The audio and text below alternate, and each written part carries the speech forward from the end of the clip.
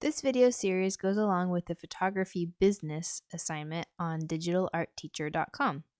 Today I'm going to talk about how to use text to make a business card. So here we go. My business is going to be called Lewis Portraits, and I'm going to cater to anyone from high school to like mid 20s and 30s, the age crowd. So, with that in mind, the first thing that I want to do is to go to the internet and get some examples of some business cards that I like. So, I usually just go to the internet, type in what I want to look for, and look through the images. Right now, I'm just getting ideas for the things that I like. For our assignment, make sure that you put pictures on the front of your business card so that people can get an example for what you're doing, because these are really cool.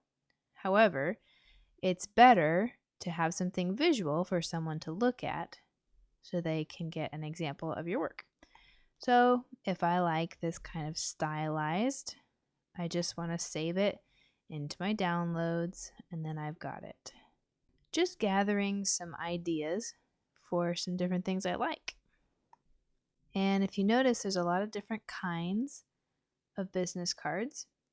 You are going to have to make sure that you put in a phone number, an email, and a website, and an address, and of course the name of your business. You don't have to do that on both sides of your business card, but you can if you want to. Some of them do, and some of them just have like a logo or the name on the front of the business card.